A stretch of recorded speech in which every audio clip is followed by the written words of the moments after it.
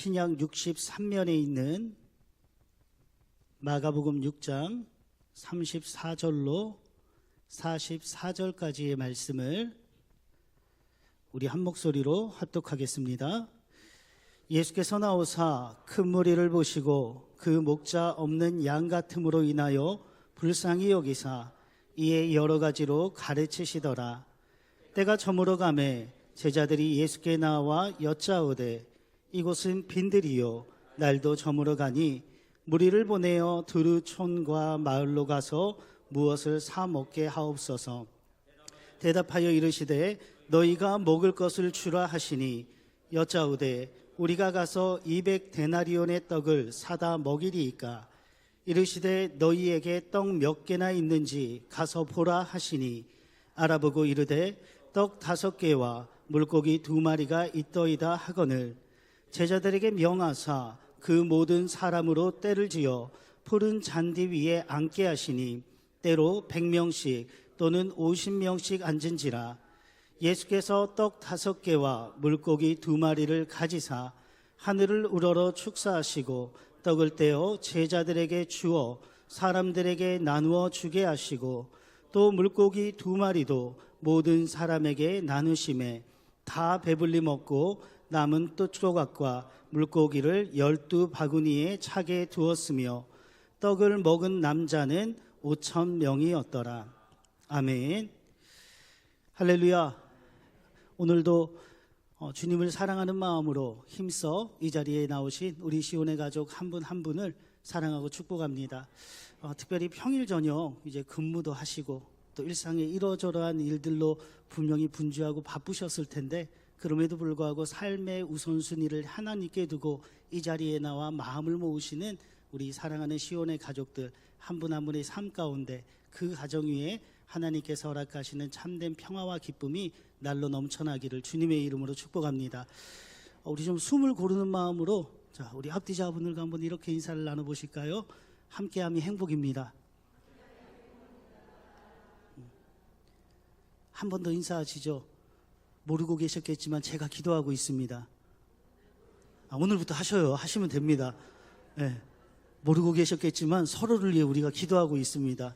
그러한 만큼 인생을 살아가실 때 절대 혼자라고 생각하지 마시고 하나님이 함께 하시며 때로는 그 하나님이 우리의 상황 때문에 보이지 않기 때문에 바로 옆에 계시는 소중한 한 분 한 분을 하나님의 형상으로 남겨주신 줄 믿습니다.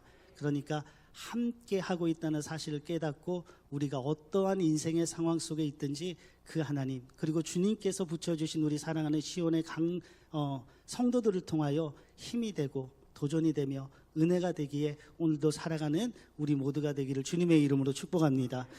오늘의 본문 말씀은 이제 우리가 소위 오병이어의 기적으로 우리가 잘 알고 있는 말씀이죠. 그러니까 오늘날의 우리에게도 그렇지만 예수님 당시에 그들에게도 이 오병이어의 기적의 사건이 너무나도 놀랍고 위대한 사건이었기 때문에 마태, 마가, 누가, 요한 사복음서 가운데 유일하게 이 오병이어의 기적은 모두 다 기록이 되어 있습니다.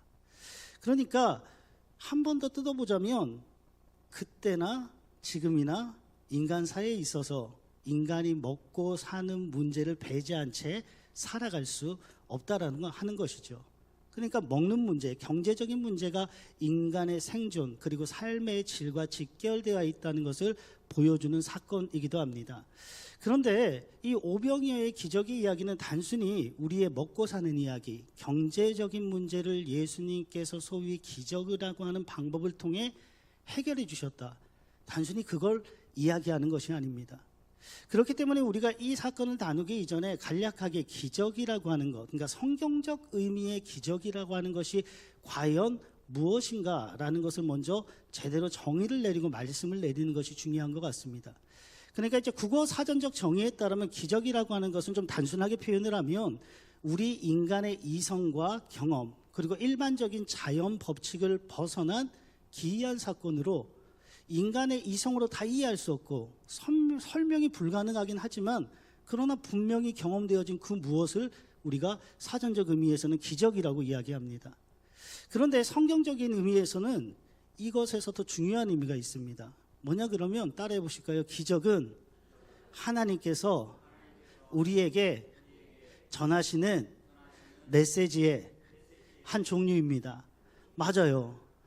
이 정의가 중요한 이유가 있습니다. 왜냐하면 보통 우리가 기적이라고 할 때는 우리가 경험되어진 눈앞의 현상에 눈이 멀거든요. 그러니까 오병이어의 기적을 쳐다봤을 때 그때 당시에 사람들도 그러했지만 이 오병이어의 기적을 통해서 하나님께서 전하고자 하는 메시지보다 그들의 배가 불렀을 때 요한의 기사에 따르면 그 군중들 어떻게 했습니까? 예수님을 자기의 필요를 채우는 임금으로 삼고자 하지 않았습니까? 현상에 눈이 먼 사람들의 특징입니다. 그런데 기적에는, 성경적 의미의 기적에는 중요한 의미가 현상이 아닙니다. 이 현상을 통하여서 하나님이 오늘 나에게 그리고 우리라고 하는 교회의 공동체에게 전하고자 하는 메시지가 무엇인가. 그러니까 기적은 현상이 아니라 본질을 들여다보는 게 중요하다라고 하는 것이죠. 오늘의 본문 말씀, 우리가 나누었던 오병이어의 기적 역시 마찬가지입니다. 오병이어의 기적은 분명히 예수님께서 그들의 인간사에 절대적으로 필요한 생존권, 즉 생명의 근원이 되실 뿐만 아니라 생명의 긍정이 되시는 분이시다라는 것을 보여주는 사건, 그런 의미에서 그들의 경제적인 부분도 책임지신다라는 것을 보여주고 있는 것도 사실이지만 이것보다 훨씬 중요한 것이 있습니다. 배경이 비슷한 이야기가 구약에 나와 있어요. 오늘 이 배경이 어디입니까? 광야잖아요. 광야에서 먹거리의 문제를 해결해 주셨습니다. 이렇게 하면 떠오르는 구약의 인물이 누가 있죠? 모시예요. 모세, 그렇죠. 모세가 하늘의 만나를 통하여서 이스라엘 백성들의 광야 시절 이들을 책임지시는 하나님의 축복의 통로로서 사명을 감당하지 않았습니까? 근데 모세는 통로가 되었잖아요. 근데 예수님이 직접 하셨거든요. 그러니까 이게 무엇을 의미하는 것입니까? 너희가 기대했던 메시아, 그분이 바로 지금 너희 눈앞에 있는 예수이시다. 이걸 증명하시는 사건이라고요. 그리고 분명히 모세는 신명기 18장 15절에 이렇게 기록되어 있습니다. 나중에 하나님께서 너희를 위하여 위대한 선지자를 보내실 터인데 그 선지자가 바로 예수라고 하는 것입니다. 왜냐하면 시점이 중요하거든요. 오늘 우리가 읽은 본문 말씀에는 등장하지 않지만 요한복음에는 이것이 유월절 어간이라고 표현하고 있습니다. 여러분, 유월절이 어떤 날입니까? 하나님의 구원의 위대한 역사 가운데 이스라엘 백성들이 출애굽한 날 아닙니까? 그러니까 우리의 역사에 비슷한 걸 찾는다면 광복절이라고요. 이스라엘 민족들이 그 바로의 압제로부터, 이집트의 압제로부터 하나님의 구원의 역사로 말미암아 새로운 미래로 향하여 나갈 수 있었던 첫걸음이 출애굽 역사 아닙니까? 바로 그것을 묘사하고 있죠. 그러니까 예수는 뭐예요? 단순히 모세보다 뛰어난 위대한 인물이 아니라 오랫동안 이스라엘 백성들이 고대해 왔고 성경이 증언하고 있으며 하나님께서 오늘 우리를 위해 보내신 메시아라고 하는 사실입니다. 그러니까 오병이어의 기적에서 진짜 기적은 다른 게 아니에요. 이 구원자를 너희가 지금 만났다는 게 기적입니다. 이 구원자가 너희와 함께 하신다는 그 자체가 기적이라고요. 그러니까 여러분, 우리가 일상에서 경험하는 가장 놀라운 기적이 무엇입니까? 우리를 구원하시며 우리의 새로운 미래를 열어가시며 그리고 우리를 승리의 길로 생명의 길로 날마다 인도하시는 그 하나님과 동행하는 삶 그 자체가 기적이라고 하는 것입니다. 그러니까 여러분은 이미 기적을 살고 계시는 것입니다. 세상 그 무엇으로도 설명할 수 없는 놀라운 기적의 삶을 지금 걸어가고 계신 것이라고요. 그러한 의미에서 이러한 관점에서 우리가 일상의 기적을 새롭게 다시 한번 정의하고 경험하며 기적의 주인공으로 살아갈 수 있기를 간절히 소원합니다. 그러면 우리가 하나님께서 허락하신 소중한 오늘의 하루하루를 살아가면서 어떻게 기적의 주인공으로 그리고 기적의 주인공답게 살아갈 수 있을까요? 먼저는 34절의 말씀에 다음과 같이 기록되어 있는데 중요한 말씀이기에 우리 34절 다시 한번 합독하겠습니다. 예수께서 나오사 큰 무리를 보시고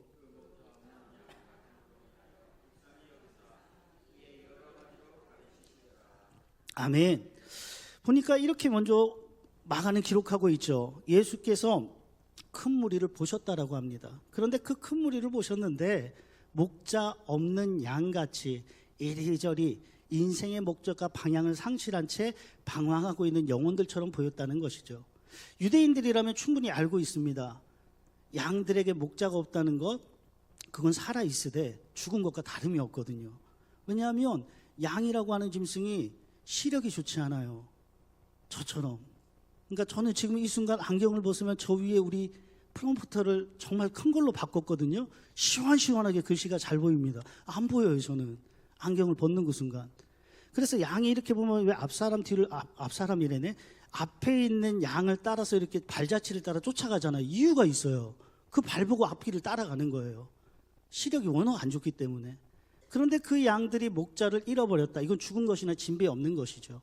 그런데 그 목자 없는 양같이 인생의 목적과 방향을 상실한 채 유리하는 그 백성들을 보시고 예수님께서 어떻게 하셨다고 하십니까? 불쌍히 여기셨대요.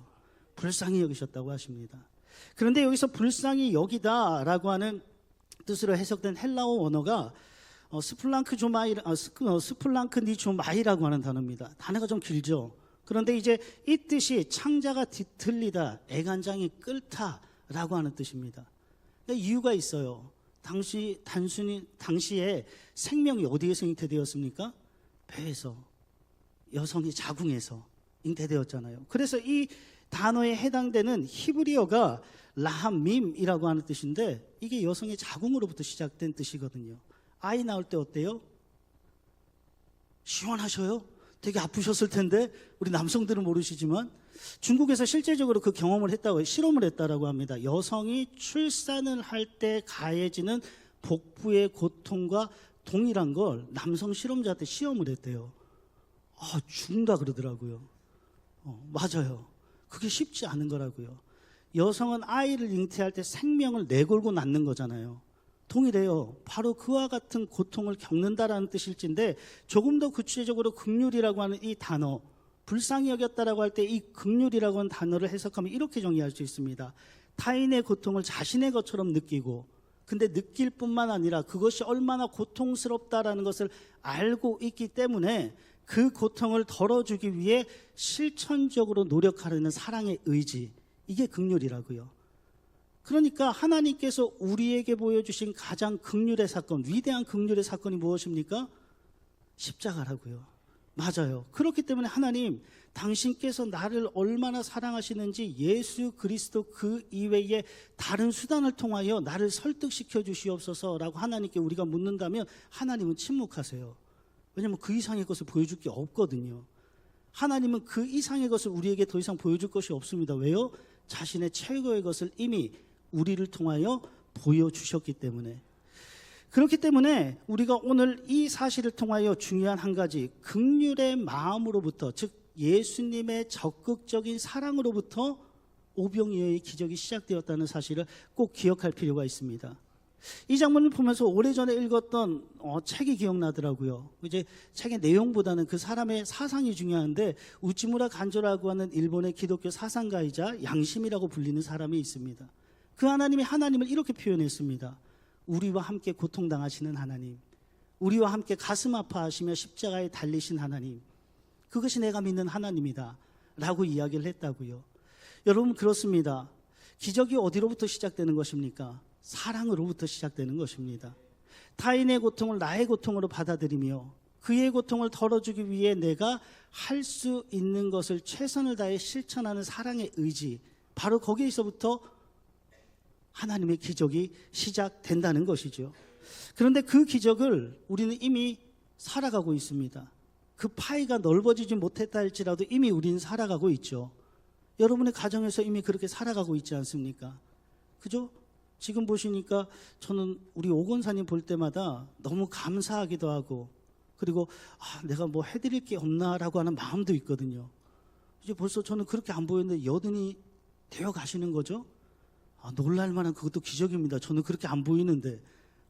근데요, 그 사랑에 자신이 지금 하실 때마다 저한테 언젠가 한번 말씀하시더라고요. 피아노 건반을 누를 때마다 손 마디마디가 저리시대요. 근데 제가 그 얘기 듣고 되게 죄송했어요. 우리가 키보드 되게 좋은 걸로 바꿨거든요. 근데 저기 2단 피아노예요. 쉽게 말해서 얇게 치면 소리가 얇게 나고 세게 누르면 소리가 세게 나는 겁니다. 그러니까 이걸 자기가 힘이 없다라고 생각하시니까 세게 누르시는 거예요. 근데 그 마디마디마다 이게 얼마나 힘이 들어가겠습니까? 근데 그 사랑의 수고를 통하여 어떻게 돼요? 우리가 오늘도 은혜로운 찬양과 예배를 하나님 앞에 올려드릴 수가 있는 것입니다. 또한 여러분의 삶의 가정에서 어떠합니까? 제가 정말 치사한데 지금은 안 그래요. 지금은 그렇지 않은데 어렸을 때 아이 과자가 있잖아요. 먹다 보니까 나는 많이 먹으려고 한 게 아니에요. 그냥 제 어른손이잖아요. 근데 제가 많이 안 먹거든요. 남의 것을 탐하지 않습니다. 식사 자리를 함께 하신 분들은 아시겠지만 제 몸이 이러할 뿐 전 1인분 이상을 안 먹어요. 더 주면 더 부담스러워요. 딱 그래서 이제 목회를 조금 하다 보니까 지혜가 생겨요. 타이밍을 맞춰서 같이 먹습니다. 1인분을 같이 끝날 때까지. 그러니까 저도 얼마 안 먹어요. 남자 손 치고 제 손이 또 큰 것도 아니거든요. 애가 먹으니까 뭐 먹나 싶어서 그냥 손에서 빼서 쑥 빼서 먹었어요. 그 순간 저희 아들이 울면서 아빠 이 나쁜 놈 그러면서 내 걸 이만큼 먹었다고. 그런데 그때 너무 싫더라고요. 순간 내 아들인데도. 그래서 제가 얘기했어요. 야, 그게 내 건데 내 걸 뺏어 먹어 그러더라고요. 그래서 그래? 그럼 네 거 내 거 따져봐. 야, 지금 네가 입고 있는 옷 누구 거야? 아빠 거래요. 누구 돈으로 샀어? 아빠 돈으로 샀대요. 야, 네가 들고 있는 핸드폰 누구 손으로 샀어? 아빠 거래요. 그 마지막에 물었어요. 야, 네 생명도 네 거 아니야. 그거 엄마 아빠가 사랑 속에서 널 낳은 거야. 그리고 하나님이 주신 거야. 네 거라고 말할 게 아무것도 없다. 그거 선물로 준 거지. 그럼 엄밀한 의미에서 그렇지 않아요? 경제적인 가치로 따지면 우리 아이들이 지금까지 살아오면서 손에 쥐고 있는 그 모든 것들 가운데 내 지분이라고 이야기할 수 있는 건 아무것도 없다고요. 그런데 그 놈들이 여전히 핏대를 세우며 엄마 아빠한테 싫어, 미워, 때론 안 해 이렇게 하는 이유가 뭐예요? 여러분의 긍휼 때문이에요. 여러분의 사랑의 크기가 훨씬 크기 때문이라고요. 그걸 참아내며 키워내니까 아이들이 장성하는 가운데 어느 순간 부모의 사랑을 깨닫게 되고 부모의 그 사랑을 닮아 또한 행복한 가정을 이루며 다음 세대를 세워나가는 것 아니겠습니까? 여러분, 교회가 마찬가지예요. 그 긍휼로부터 성숙이라고 하는 생명의 잉태라고 하는 하나님의 기적이 시작되는 것입니다. 그러한 만큼 여러분, 먼저는 그 긍휼의 사랑으로 우리가 이 자리에 서 있다는 사실을 꼭 기억하시기 바랍니다. 뿐만 아니라 그 긍휼의 사랑이 나로부터 흘러가 내가 손대는 모든 것들마다 예수 이름의 권세와 능력으로 우리가 선포하기 시작할 때 바로 그 광야와 같은 곳에서 생명의 꽃이 피어나고 주님의 그 놀라운 사랑의 능력으로 말미암아 우리가 입술로 고백하는 모든 것들이 하나님 안에서 치유와 회복의 은혜를 경험하며 하나님이 원래 디자인하신 아름다운 모습대로 회복된다는 그 사실을 가슴에 품고 이 긍휼의 사랑으로 하나님의 기적을 살아가실 수 있기를 주님의 이름으로 축복합니다. 두 번째로는 오늘 본문 말씀을 보면 예수님과 제자들 그리고 그 당시 그곳에 모여있던 군중들에게 웃어줄 수 있는, 그러니까 기적이 일어날 만한 그 어떠한 환경적 상황적 요소도 있지 않습니다. 크게 세 가지 문제가 있는데 먼저는 시간적인 문제가 있습니다. 35절에 이렇게 두 번이나 기록되어 있죠. 때가 저물어 가매 그리고 날도 저물어 가니. 그러니까 날이 어두워져 가고 있다는 것입니다. 서두에도 말씀드렸듯이 요한의 기사에 따르면 이때가 6월절 어간이니까 한 3, 4월 초쯤 되거든요. 그런데 유대 사회는 기온차가 우리보다 더 심해요. 나중에 요한복음을 보시면 이제 예수님께서 잡히시던 날밤, 그러니까 6월절 전날이거든요. 그때 제 베드로가 미련이 남았어요. 그냥 모른다고 부인했으면 가면 되는데 예수님을 그냥 끝내 버리지 못하는 그 미련도 남아 있었나 봐요. 그래서 그 곁을 지키고 있지 않습니까? 먼 발치에서. 근데 상황의 묘사가 있어요. 거기서 불을 쬐고 있거든요. 불을 왜 쬐는 거예요? 어두워서? 추워서. 맞아요. 일교차가 크다는 시간적인 문제가 있어요. 두 번째로는 이곳이 광야라는 거예요. 이때 추산으로 5,000명이니까 그냥 최소한의 기준으로 삼아 4인 가족으로, 유대인들은 가족 단위로 많이 움직였으니까 4인 가족을 넘어서긴 하지만 계산 편의상 4인 가족으로 한다면 이 2만 명이 넘는 군중이라고요. 여러분, 돈이 있어도 해결 안 돼요. 광야에서 뭘 어떻게 하실 수 있어요? 식당이 있어요?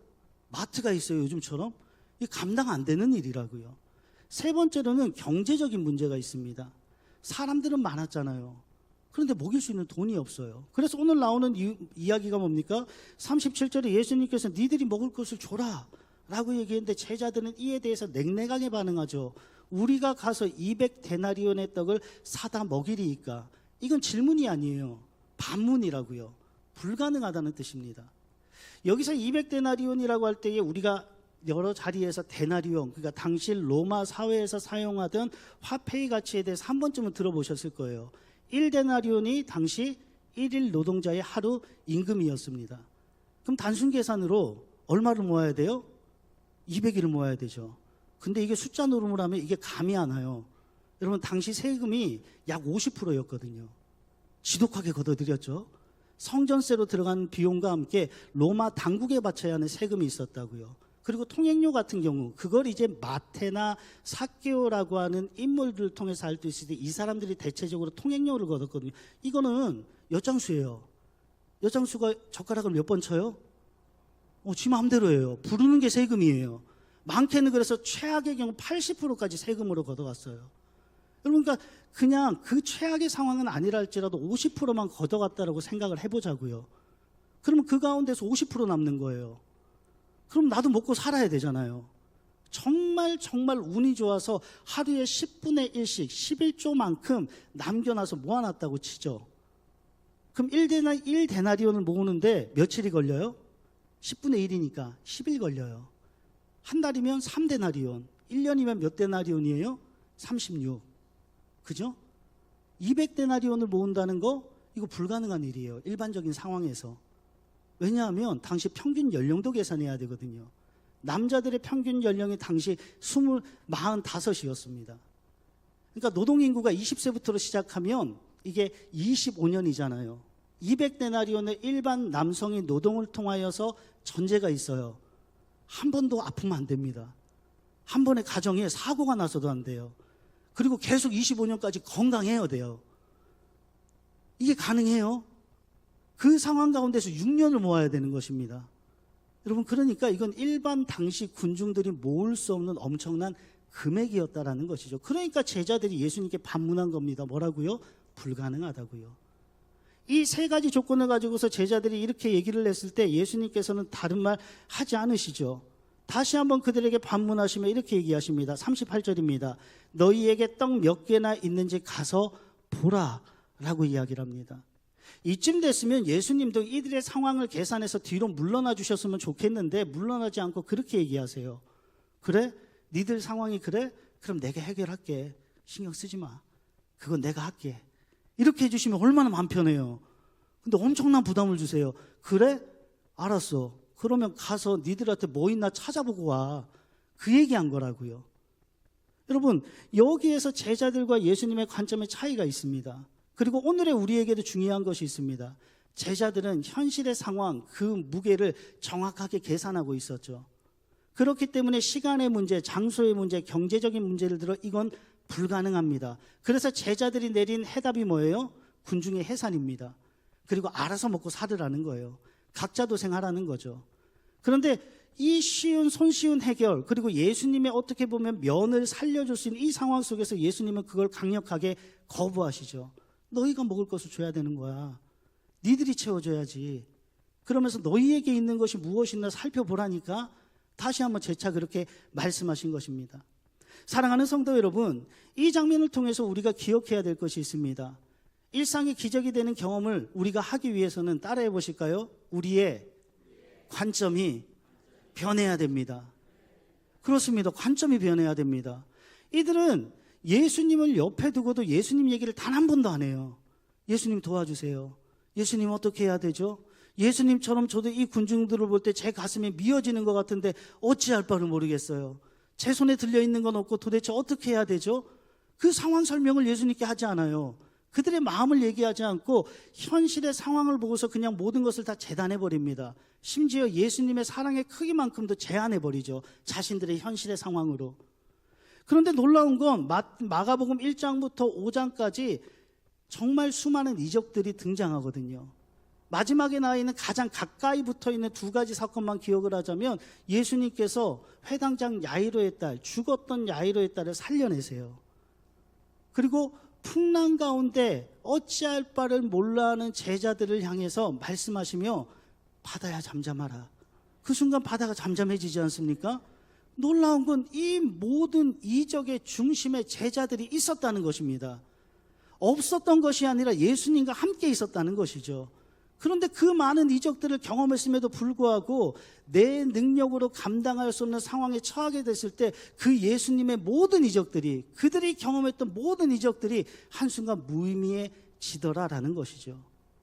여러분, 그렇기 때문에 우리에겐 훈련이 필요합니다. 여러분, 인생에 문제가 있다는 것이 제가 조금 살아보니까 진짜 문제가 아니더라고요. 문제가 있음에도 불구하고 모든 문제의 해결이 되시는 예수님을 바라보지 못하는 우리의 믿음의 문제가 진짜 문제더라고요. 여러분, 기억하십시오.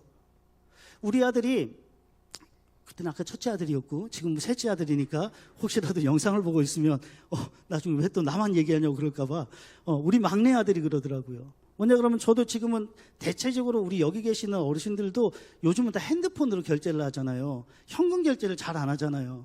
그리고 저희 집에서는 흘러가는 제가 축복의 통로거든요. 그러니까 들어오면 바로 가요. 꽂히는 그 순간 바로 가요. 제 통장에 남는 건 없어요. 그래서 보통 아내가 결제를 해요. 제 핸드폰으로 가지고 있더라도. 그러니까 어느 순간 저희 막내 아들이 제가 비어진 마음으로 살아가는 사람이라고 생각을 했나 봐요. 제 주머니에 아무것도 없다고 생각을 했나 봐요. 그러니까 어느 날 무의식적으로 걔가 대답한 거예요. 아빠 이거 사줘 저거 사줘 그러다가 아빠는 돈이 없지 그러더라고요. 얼마나 자존심 상하든지. 그래가지고 제가 마트에서 야 네가 사고 싶은 거 아무거나 골라와. 그거 아빠가 사줄게 했거든요. 진짜 지 맘대로 골라오더라고요. 뭐 나중에 결제하고 나서 후회는 하곤 했지만 그 다음부터 나오면서 아들이 하는 얘기가 그래요. 아빠도 돈이 있는데 그러더라고요. 여러분, 뭐예요? 무시하면 하나님도 안 해요. 하나님을 인정해야죠. 하나님을 여러분이 인정하지 않는데 하나님이 왜 역사를 해야 되냐고요. 믿음의 눈을 바라보면 하나님, 내 생각과 상식으로는 불가능한 일이지만 하나님은 모든 불가능의 가능성이 되심을 내가 믿습니다. 하나님께서 어떠한 방법으로 어떠한 상황으로 이것을 풀어나가실지 다 알 수는 없사오나, 그러나 하나님께 이 상황을 내가 내어 맡겨드립니다. 그러니까 하나님, 나에게 믿음을 더하여 주시고 믿음의 눈을 들어 당신을 바라보고 있는 이 자녀에게 당신의 선하신 뜻을 이루어 주시옵소서. 여러분, 그것이 우리가 일상의 기적을 경험할 수 있는 신앙 고백이 되어야 될 줄로 믿습니다. 그러한 만큼 여러분, 눈앞에 현실이 있다는 것에 눈앞에 내 인생에 문제가 있다는 것에 눈이 멀지 마시고, 그 하나님이 모든 상황 속에서 나와 함께 하시며 우리가 인생에서 만나는 그 어떠한 문제이든 하나님보다 크지 않다는 것, 그것을 꼭 기억하며 그 하나님의 이름에 붙들려 살아갈 수 있기를 주님의 이름으로 축복합니다. 마지막으로, 모든 것이 불가능하다는 제자들의 답변에 예수님께서 이렇게 말씀하셨죠. 다시 한번 말씀드리면 너희에게 떡 몇 개나 있는지 가서 보라 라고 하고, 이에 대해 제자들이 알아봤다라고 합니다. 이 상황에 대해서 사도 요한은 조금 더 구체적으로 이야기를 하고 있는데, 안드레가 한 아이를 통하여 건네받은 그 무엇을 예수님께 전해드리며 이렇게 얘기하죠. 보리떡 5개와 물고기 2마리가 있습니다. 그런데 이것을 가지고 무엇을 할 수 있겠습니까? 턱없이 부족하다는 것이죠. 여기에서 중요한 건 제자들도 군중들도 아니라 여전히 우리도 그 이름을 알 수 없는 무명의 이 한 어린 아이의 행동이 참으로 귀합니다. 뭐냐면, 여러분 생각을 해보세요. 이거 가치가 없는, 요즘으로 따지면 정말 작고 소박한 도시락이거든요. 얼마나 이 아이의 존재가 하찮았던지 이름조차, 이 위대한 기적의 통로를 열었던 이 아이의 이름조차 성경은 기록하고 있지 않아요. 그런데 여러분 생각을 해보세요. 분명히 예수님께서 오늘 말씀에 나와 있듯이, 서두에 나와 있듯이 그들을 불쌍히 여기시사 이에 여러 가지로 가르치셨다. 특별히 예수님의 메시지의 핵심이 하나님 나라, 하나님의 선하신 통치였기 때문에 그분이 다스리시는 세상이 찾아올 때에 너희 가운데 이러한 일들이 일어날 것이다. 그곳에 모인 모든 군중들에게 말씀을 선포하셨거든요. 그런데 그 예수님의 긍휼의 마음에 동화되어 하나 된 친구가 이 어린아이밖에 없다는 것입니다. 그래서 그는 자신이 가진 것 보잘것없지만 그 예수님의 긍휼의 마음과 하나가 되어 이걸 예수님의 손에 올려드렸어요. 그런데 여기서 중요한 것이 있습니다. 뭐냐 그러면, 이 아이는 계산하지 않았습니다. 그러니까 이걸 예수님께 드렸을 때에 나중에 12바구니가 남겠지, 그 중에 하나는 내 거, 이런 계산하지 않았다라는 거예요. 그리고 이걸 가지고서 판단하며 이걸 예수님께 드린다라고 한들 무슨 기적이 일어날 수 있을까? 무슨 놀라운 일이 일어날 수 있을까? 아이의 머리로서는 상상할 수 없는 것입니다. 근데 그가 이 자신의 손에 들려있는 작고 보잘것없는 도시락을 예수님께 올려드릴 수 있었던 이유는 단 하나입니다. 예수님을 사랑했거든요. 예수님께 뭔가라도 드리고 싶었거든요. 그래서 그 자신이 가진 건 없고 그러나 자신에겐 너무나도 소중한 이 전부를 예수님의 손에 올려드렸다는 것입니다. 그리고 이 아이가 예수님께 이 도시락을 올려드린 또 하나의 이유가 있습니다. 그 이전까지는 이렇게 같이 앉아있는 사람들, 그냥 오늘도 어제도 만났던 사람들이거든요. 묻어냈던 사람들입니다. 그런데 예수님의 긍휼의 마음이 내 가운데 임재하게 되고 그 긍휼의 시선으로 바라보게 되니까 그들 역시 나처럼 예수님을 마지막 희망의 보루로 가지고서 이 자리에 앉아있는 사람들이라는 걸 깨달았거든요. 나와 같이 고통당하는 사람들, 나와 같이 작고 연약한 사람들, 예수가 없다면 오늘도 절망 속에서 죽는다 할지라도 전혀 어색하지 않은 그들의 인생이 눈에 하나하나씩 들어오기 시작했다는 것입니다. 그래서 그걸 예수님께서 어떻게 하시겠지?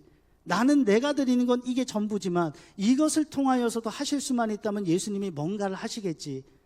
그거 마음을 가지고서 순수하게 그 자신의 전부를, 작지만 소중한 그 전부를 예수님의 손에 올려드렸다는 것이죠. 그리고 오늘의 이 표현이 정말 중요합니다. 그걸 건네받고 난 이후에 어떻게 합니까? 41절 말씀이죠. 예수께서 떡 5개와 물고기 두 마리를 먼저는 가지사 그리고 하늘을 우러러 축사하시고, 즉 하늘의 통로가 열리게 하시고, 그리고 그것을 떼어 제자들에게 주어 사람들에게 나누어 주게 하시고, 또 물고기 2마리도 모든 사람에게 나누어 주셨다라고 합니다. 여기서 동사가 참 중요합니다. 먼저 뭐예요? 가지셨다라고 하죠. 그걸 예수님이 소유한 그 순간 이게 누구께 되는 겁니까? 예수님 거가 돼요. 더 이상 내게 아니라고요. 예수님께 건네진 그 순간 이건 예수님께서 마음껏 기적의 역사를 바라실 수 있는 예수님의 소유물이 되는 것입니다. 그리고 예수님께서 그걸 손에 들고 역사하시사 어떻게 하셨다고요? 하늘의 통로를 여셨고, 그것을 떼어서 어떻게 하셨다고요? 나누어 주셨다고요. 예수님의 사랑의 크기만큼, 또한 그 아이의 사랑의 크기만큼 역사하셨다는 것입니다. 그런데 그 사랑의 크기가 얼마나 놀라웠던지 42절에 이렇게 나와 있죠. 그곳에 모인 모든 사람들이 다 배불리 먹고 남게 된 것이 있는데 그것이 12바구니에 차고 넘치게 되었더라. 여러분, 여기에서 우리가 깨달아야 될 것이 있습니다. 뭐냐 그러면 따라해 보실까요? 지금 내게 있는 것으로 사랑을 실천합시다. 맞아요. 여러분, 그 사랑을 지금 내게 주신 것으로부터 시작할 때 일상의 기적이 시작되는 것입니다. 내일로 미루지 않았다라는 것이죠. 지금 이 순간 그 긍휼의 사랑이 내게 임하였을 때 그 감동케 하시는 성령의 은혜에 따라 이 아이는 움직이기 시작했고, 그리고 지금 그 말씀에 온전히 순종하여 자신의 전부를 예수님께 맡겨드리고 예수님의 소유물임을 인정했을 때 하나님은 그 크기의 사랑의 크기만큼 역사하셨다는 것입니다. 사랑하는 성도 여러분, 하나님은 숫자 노름하지 않으십니다. 하나님은 우리 교회를 사랑하시죠. 그런데 우리 교회의 재정이 탄탄하기 때문에 우리를 사랑하시는 것 아닙니다. 우리 교회에 얼마나 많은 사람이 모여 있는가 단순히 그 숫자를 보시고서 우리를 더 사랑하시는 것도 아닙니다. 하나님이 우리를 사랑하신다면 바로 목자 없는 양같이 오늘도 유리하고 있는 우리의 인생사 그 자체를 어여쁘게 여기시고 우리를 그 넓은 품에 안으신다는 것이죠. 동시에 이렇게도 말씀드릴 수 있습니다. 하나님은 돈이 많은 교회를 가지고 역사하시는 것이 아닙니다. 제가 인생을 조금 살아보니까 저희 아버지의 말씀이 실감이 나요. 육의 아버지의 말씀이. 아버지가 그러셨거든요. 야, 콩 한쪽에 있을 때 그거 못 나누면 수박 한 덩이가 들어와도 못 나누는 거야. 있는 것으로 나눠야 돼. 그래야 사는 거야. 라고 말씀하시더라고요. 여러분, 맞습니다. 하나님은 우리의 사랑의 크기만큼 역사하시는 것입니다. 우리의 사랑의 실천의 반경만큼 하나님은 오늘도 살아 역사하시고, 우리의 사랑의 크기만큼 하나님은 치유와 회복의 역사를 바라시며, 그리고 우리 교회에 허락하신 사랑의 메시지답게 우리가 살아갈 때에 일상이 기적이 되고 우리가 그 기적의 주인공이 되는 사람으로 하나님이 세워나가신다는 것입니다. 이제 말씀을 정리합니다. 오늘 이 말씀을 우리가 가슴에 새기며 이번 남은 한 주간을 살아갈 때에 여러분, 긍휼의 하나님이 여러분의 삶 구석구석에 함께 하심을 꼭 기억하시기 바랍니다. 그리고 그 하나님과 동행하며 나의 생각과 나의 경험으로 하나님의 크기를 제한하는 것이 아니라 이 한 어린아이처럼 내게 있는 소중한 것, 그러나 작지만 보잘것없지만 주님께 그 주권을 내어 맡기며 역사하기를 기대할 때 하나님은 우리의 사랑의 크기만큼 반드시 역사하실 것이요, 그 사랑을 통하여 하나님의 새로운 역사와 부흥의 역사를 이뤄가실 줄 믿습니다. 우리가 그렇게 부름받은 하나님의 사람들인 만큼 일상이 기적이 되는 성도, 일상이 기적이 되는 아름다운 복된 교회로 굳건히 세워져 가기를 주님의 이름으로 축복합니다. 기도하겠습니다. 박예진, 윤진 성도님 1000번째 드리셨습니다. 사랑의 주 아버지 하나님, 감사합니다. 하나님이 오늘도 그 크신 사랑으로 우리와 함께 하십니다. 때로는 그 사랑이 우리에게서 멀리게만 느껴져서 우리의 일상의 문제가 더 크게 보여져서 때로는 우리가 불가능을 이야기하며 그 자리에 주저앉아 울고 있는 순간도 있는 것이 사실입니다.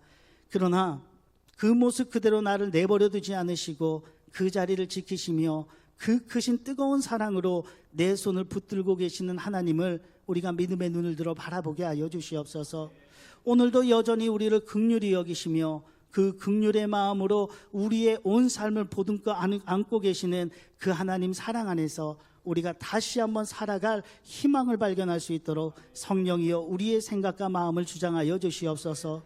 또한 아버지 하나님, 그 사랑을 힘입어 우리가 현실이 아니라 현실 너머에 계시는 하나님, 우리 인생에서 만나는 모든 인생의 문제보다 크신 그 하나님이 나의 아버지가 되심을 깨달아 알 수 있기를 간절히 소원합니다.